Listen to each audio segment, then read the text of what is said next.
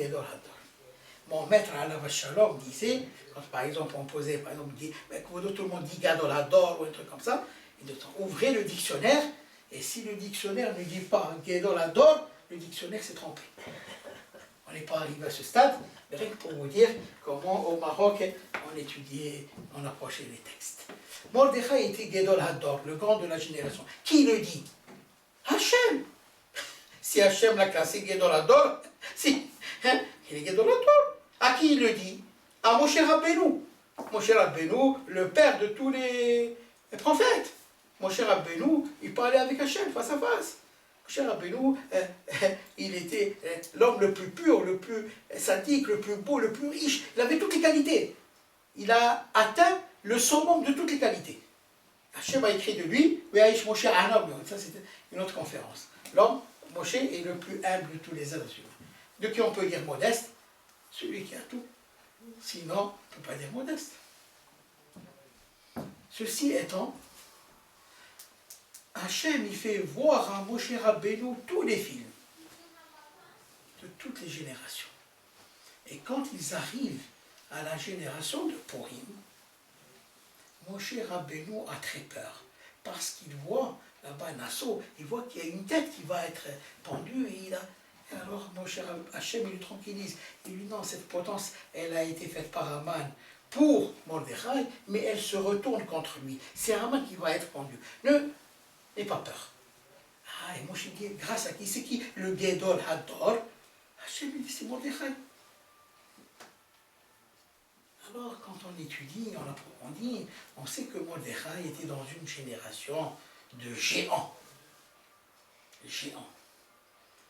Parmi ces géants, il y avait 120 magistrats, 120 personnalités de très haut calibre, dont plusieurs prophètes. Et parmi ces géants se trouvait à leur tête Ezra HaSofer, Ezra le scribe, Ezra qui était Kohen, Ezra qui était, la Gemara va dire, Raoui Haya Ezra Shetinaten Torah Aliado, il m'allait l'okidemo Moshe.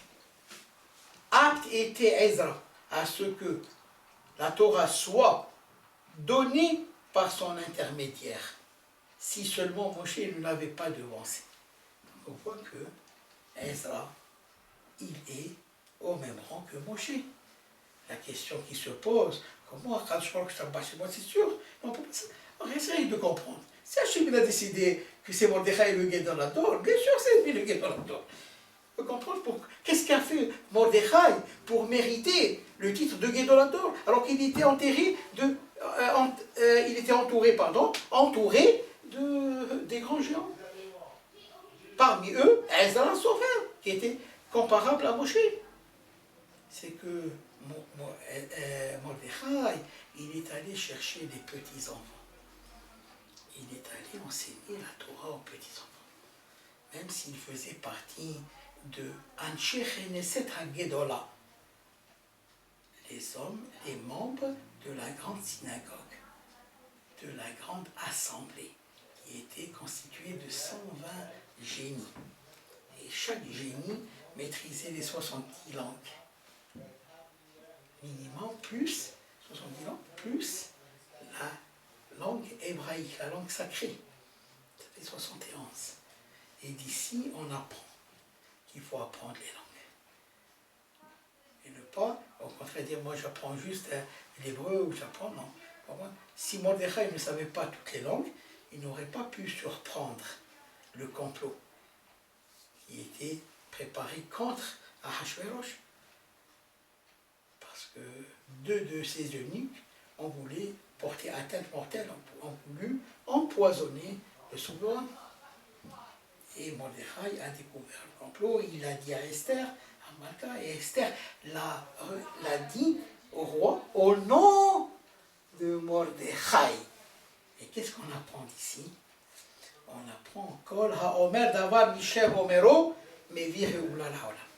Tout celui qui dit un enseignement en citant l'auteur, il contribue à apporter la délivrance au monde.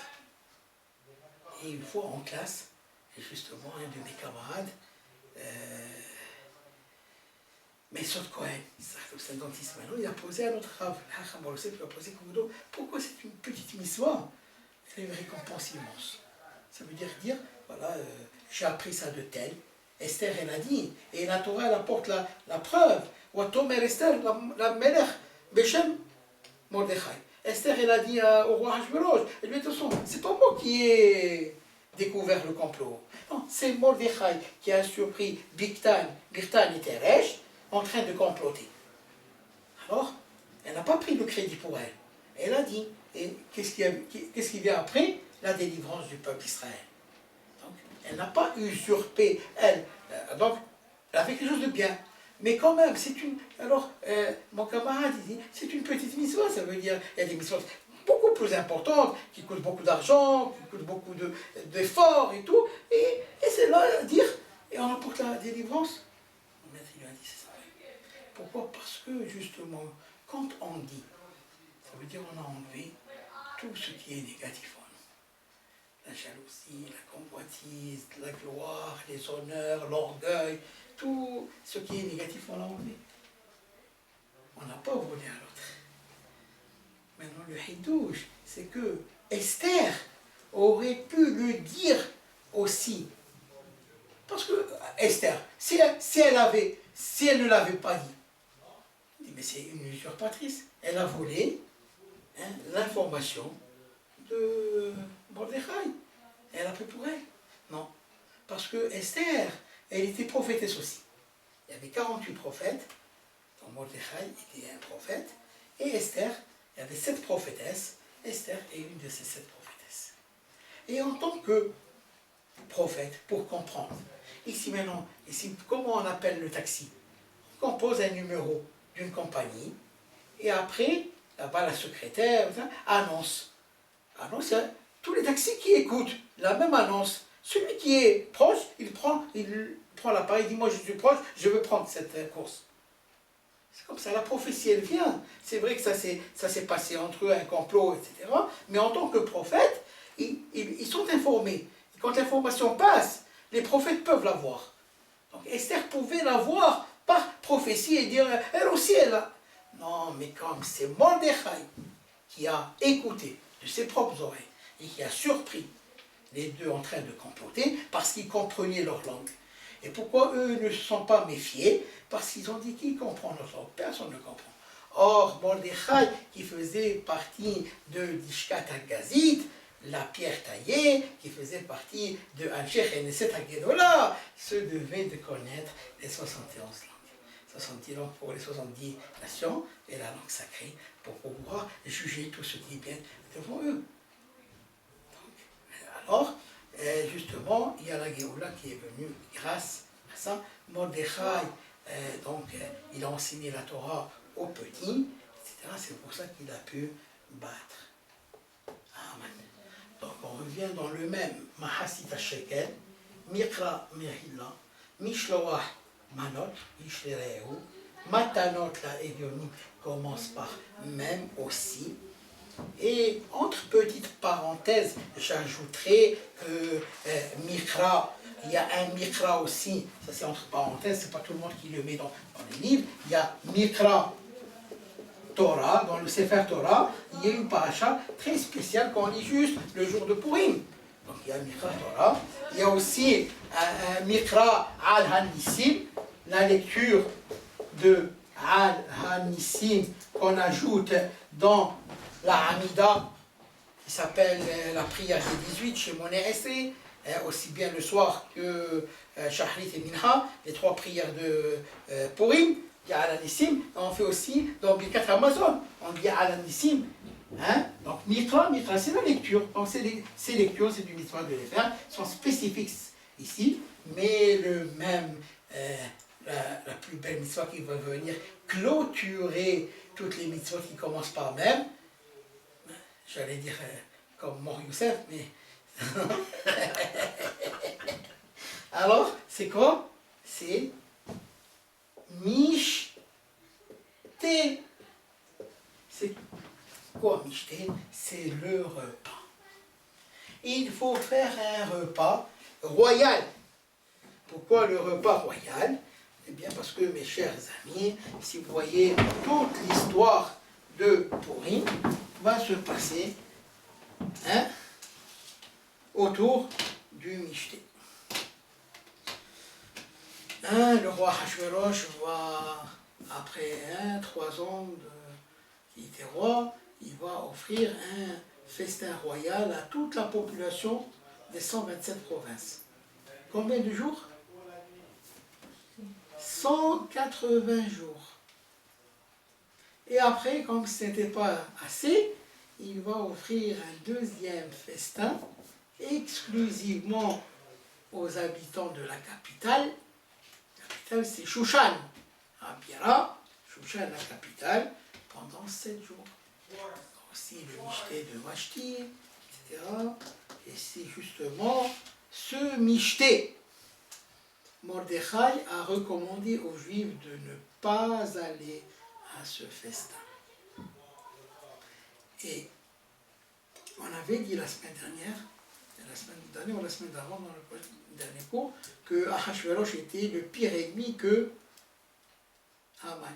Est-ce qu'on se souvient de ça? On a dit que justement il y avait une loi au palais avant Ahashverosh qui disait que tout invité du palais avait l'obligation de boire à volonté.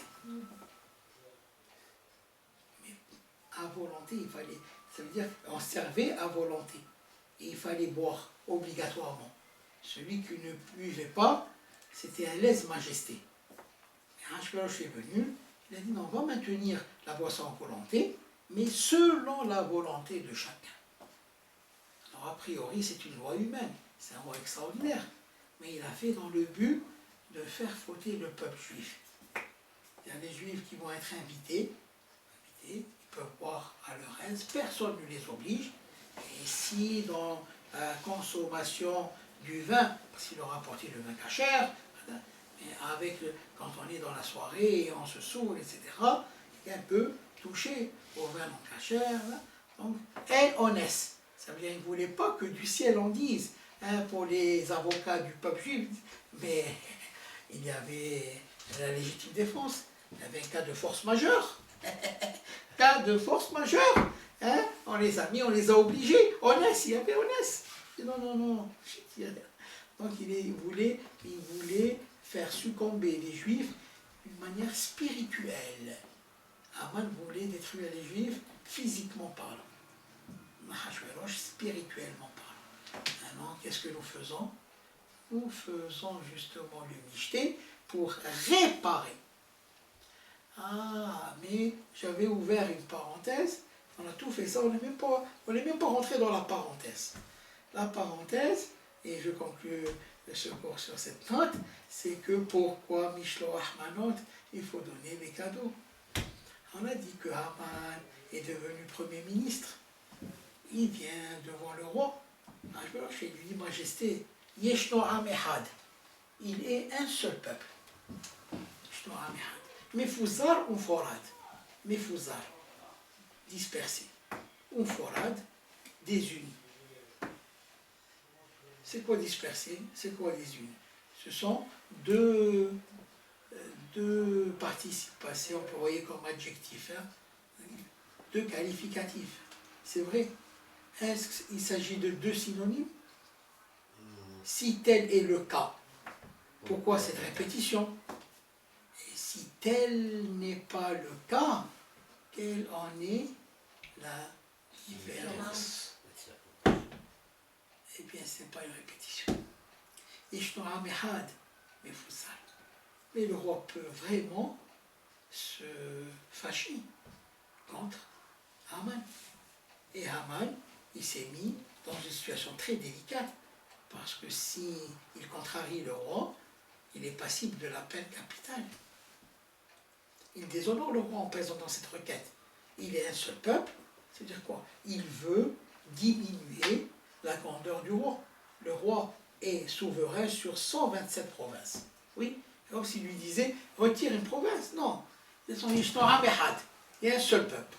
Mais Fouza, il est éparpillé sur les 127 provinces. Dans chacune des provinces, il y a de ce peuple-là. Oui. Alors, c'est encore pire.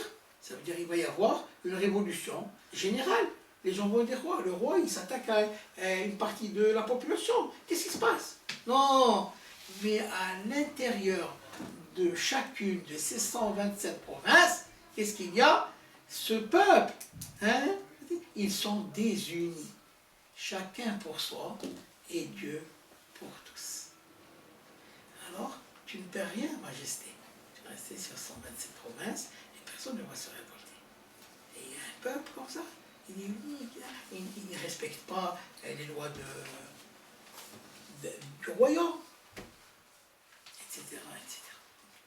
Alors, la requête qu'a fait Haman auprès du roi Hachvérosh, est-ce qu'elle a porté fruit? Elle a porté fruit. Elle a plu aux yeux de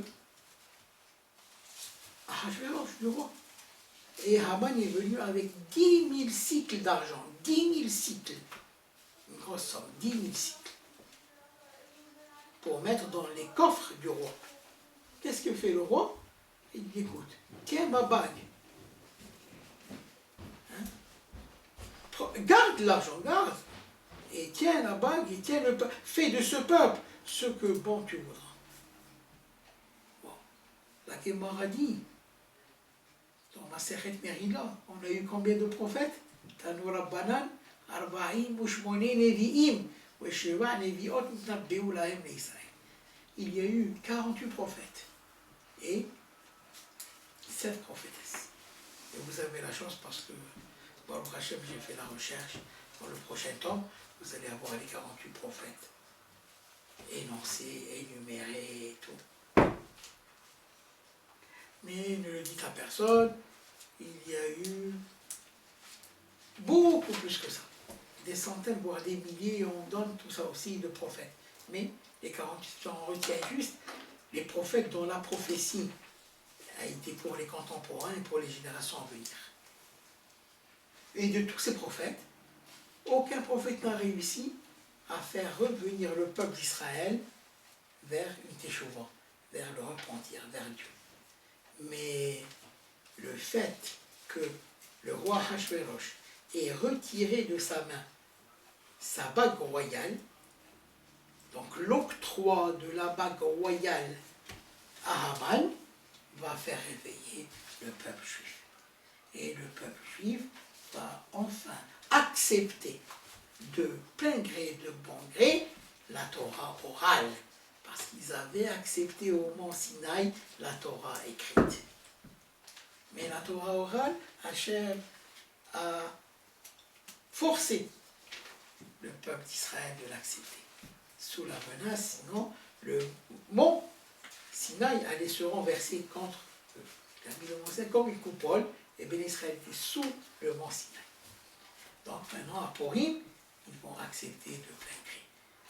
Donc, cette requête, elle a été acceptée par le roi, royalement, facilement, au contraire. Il prend l'argent, prend le peuple, fais ce que tu veux.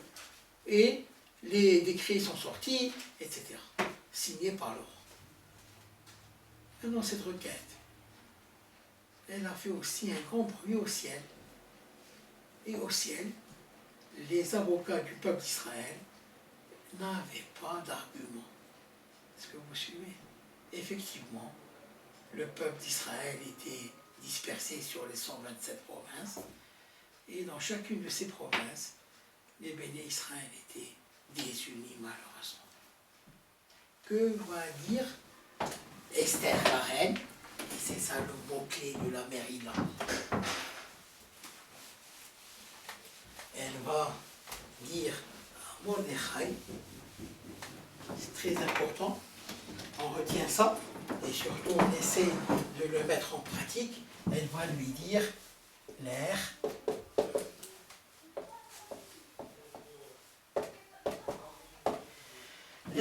kénos. Kénos. L'air, c'est une seule syllabe, on apprend la lecture. Et kénos, combien de syllabes? Une syllabe. Une syllabe. Ne le dites à personne. Une seule syllabe. L'air et kénos, ce sont deux verbes à l'impératif. Elle aurait pu lui dire kénos, Mais c'est quoi? L'erkenos, va. Ça veut dire quand on veut encourager, on veut motiver, on dit va, hein? Faire l'erkenos. Va, kenos. C'est quoi kenos? Ra, aidez-moi s'il vous plaît. Rassemble. Va, rassemble. Il faut rassembler. Kenos. C'est quoi que ça c'est un petit hidouche personnel. Hein? C'est quoi ce kaf? C'est 20, oui. Le noun c'est combien? 50. Le wak c'est combien? 6. Le samer c'est 60. Ok? Si je retiens la valeur réduite, j'ai 6 plus 6, ça fait combien? 12. 12 plus 5. Vous ne me suivez pas. 12 plus 5, 17. Et 17 plus 2, 19. Comment on écrit 19? Comme ça. Oui. 1 plus 9 égale 10. 1 plus 0 égale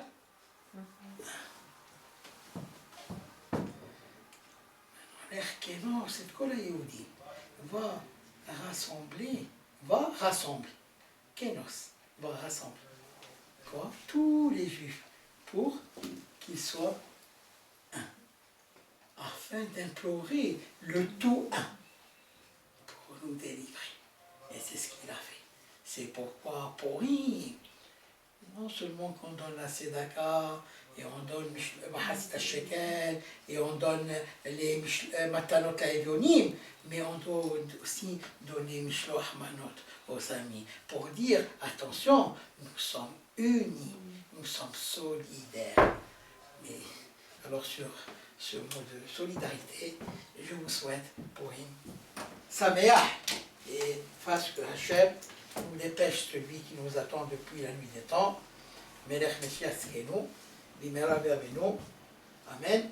Et dans Oui, le ça fait un, celui-là. Comment? Ça fait un, ça. Ça donne Ici, 60, 6, 50, 20. Ça nous donne 19. 1 plus 9, ça nous donne 10.